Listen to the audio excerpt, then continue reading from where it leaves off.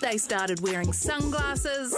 Now they're rubbing paws with the CEO in our workplaces. More dogs than ever are coming with us to the office.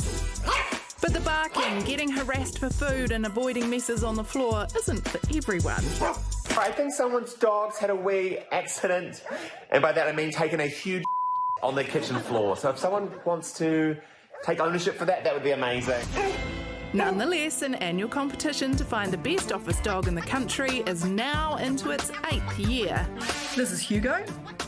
It's really cool that he's made the top 20 in the New Zealand Top Office Dog competition. He's a bit of a quiet achiever, so we're pretty proud of him. I think his fan base are going to be really thrilled because he's got quite a lot of fans up and down the main street of Waipukurau.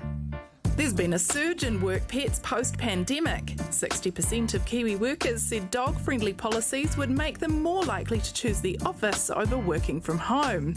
He's always up for a pat or a tummy rub or a cosy lap to sit on if somebody just wants a bit of time out, or they're feeling a bit stressed, or they just want to hug a dog.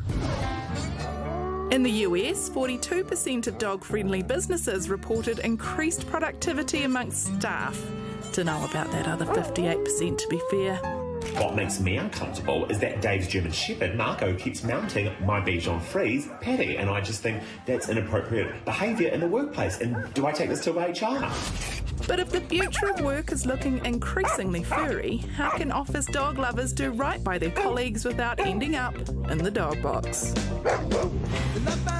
Well, let's ask animal behaviourist Mark Vetti, who joins us now. Mark, what do you reckon about all the dogs in the offices nowadays? Well, to be honest, I think it's a great idea. It's a great idea. It's kind of the last vestige of nature, in our office spaces, and does us a great deal of good health and happiness. So, yeah, totally endorse it.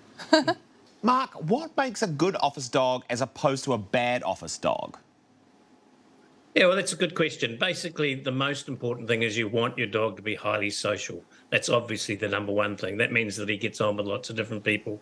He's not going to have a crack at the courier guy coming in the door. So that's really important. Social's number one. Clean and house trained would be number two. And then beyond that, it's how well they fit into the routine, how you can manage that dog best. And the easier managed dogs, the ones that are really easy to care for and everyone likes, of course, are going to be the number one dogs. Mark, let's talk about soiling in the office. Is a poo on the floor an instant ban, or is it more of a 3-strike policy? I'm talking about dogs, by the way. I like the 3-strike policy, but no, we definitely want them house trained, and basically, if you've got them in some form of containment for a bit of the time, or most of the time, like in their crate or on a clip station, they won't toilet there anyway, or they shouldn't, based on their training. But it's really important that you've got a dog house trained, and you need to make sure that getting them out and toileting them is part of the process through the day. Obviously, they can't last necessarily 8 hours easily. They want a good break or two, so that needs to be fitted into the plan.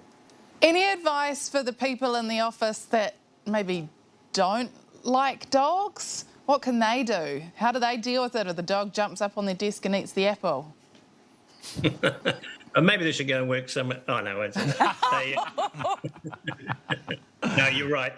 You do have to consider there are going to be people potentially that don't like dogs as much as everyone else or other pets. So it does involve a bit of negotiation and discussion. And I think segregating the office up is quite an important thing anyway. So you've got dog-friendly areas and areas there dogs or pets aren't allowed. So that's important too. Amazing, Mark. Good for dogs, good for us, not good for cat people. You've been amazing. Thanks for joining us. Yes, my pleasure. This is the project, and Chris Parker is here. I love that. And Josh Thompson. We can clap a bit, Josh.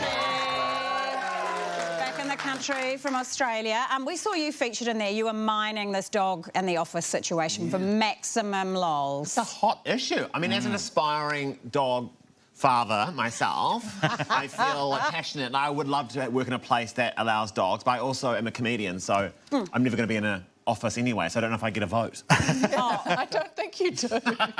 I don't know. If people bring dogs to work, I'm going to bring my kids. The same rules apply. I'll walk them at lunchtime. Don't feed them chocolate, and if they make a mess, I'll rub their nose in it. Yeah. Having like dipped my toe in the water of like bringing my dog to the office, I do think you should take Mark's advice. Do a lot of planning, think it through. Don't just randomly bring them in one day, because I bought Brown, my dog, in year 1, and he did jump straight on the boss's desk, eat his apple, and it was really hectic. And so now he doesn't come here. If you want to vote for the top office dog, head to newzealandtopdog.co.nz. The winners are announced next Friday. OMG.